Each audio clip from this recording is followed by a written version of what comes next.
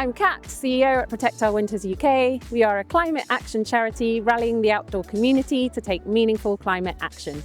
Our current campaign, Clean Miles, calls for more affordable, more reliable and more accessible public transport that takes us to the outdoors and is fit for adventure. We're here in Cairngorm Mountain, up in Aviemore, talking to local businesses and community members about how important these outdoor spaces are and how they're being impacted by climate change.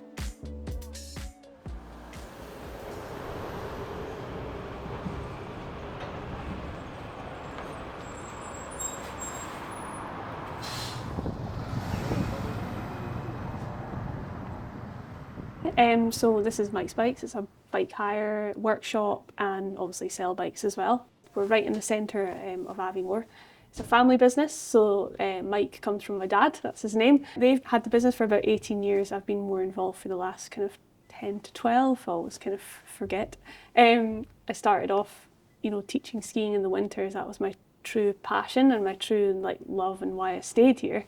But then, just as we were talking about, the seasons have really changed and we've gotten a lot of extreme weather, and it became apparent that I couldn't really make a proper living just doing the ski stuff and having the summer as the second bit. So summer and bikes had to become my main, I guess.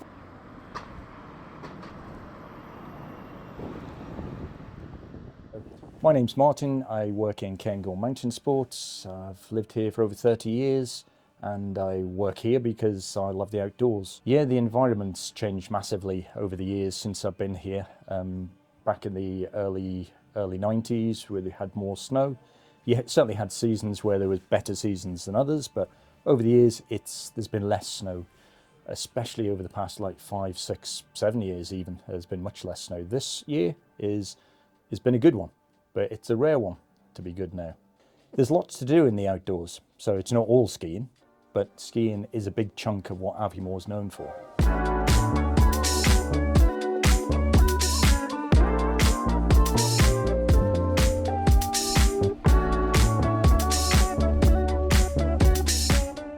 So I'm Mike Gifford, I'm the Chief Executive of Cairngorm Mountain, and I look after basically the whole operation, from the funicular to the ski hill and the ranger service and the huge estate we've got here.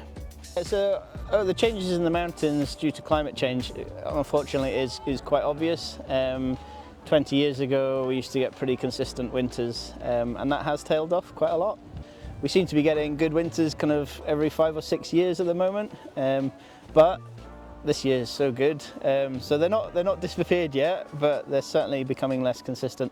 We're also seeing higher wind temperatures and a lot more rain at times of year as well. But the conditions just seem to be slightly more extreme now.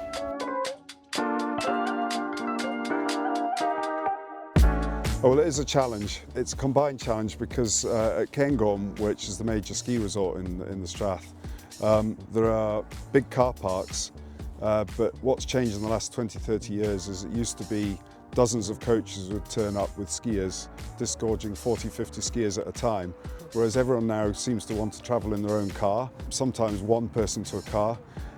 And it's not surprising, because if you were to go by public transport, the bus service from Aviemore up to the resort is every hour, so it's fairly inflexible.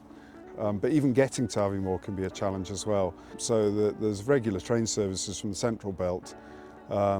But if you're travelling from anywhere further afield, it's quite convoluted and obviously expensive. ScotRail up here in Scotland is already in public hands, but we have the opportunity coming up with the rest of the train companies in England being brought into public hands, that would enable the government to use its power to make sure that those services are meeting people's needs. So GWR, which is the train company where I live in Bristol, changed their policy a few years ago so that you have to pre-book a place for a bike on every single train on their network, even when it's not busy. And that does cramp people's ability to get out into the outdoors, get some exercise, which is obviously good for everybody. We should be encouraging that. Yep. But if you can't reliably get your bike back at the end of the day, then you're gonna, go by car instead. I think there is huge demand for more long distance, good quality train services. And when I booked the sleeper train up here with my friends, we booked several months in advance, and yet we were still getting almost the last beds on the sleeper train. So it's clear that there's a lot of demand now, but I think if it was more affordable, that would be even more the case. I think the sustainable transport, in particular trains and bikes, a big bugbear of ours, but they're totally the missing link. You know, it's to turn up at a train station in the Cairngorms National Park and be told you cannot get on, even if you have a booking, it just doesn't make sense. It's also embarrassing. You know, we're seeing visitors from places like Switzerland and France, and where they're so far ahead, and it's totally embarrassing. You know, they've spent a lot of money to come here, and just to be told no, you can't do it. Yeah, why would you try and do it? It's something I'm quite passionate about.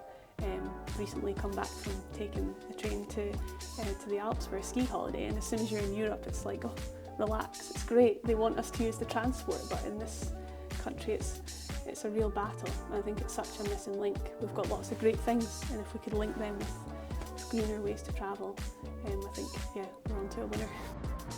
People are frustrated at how much cheaper flying is than catching the train, and I'm infuriated by that because in part it's government policies that have made it that way. The government subsidises aviation in multiple ways. It provides financial support to airports, there's lower taxes on aviation fuel and on plane tickets, so it is a political choice to make flying cheap and travelling by long distance train expensive. And so I and the Green Party think that we should flip that around. We should end the subsidies for aviation and put them instead into decent long distance train travel options.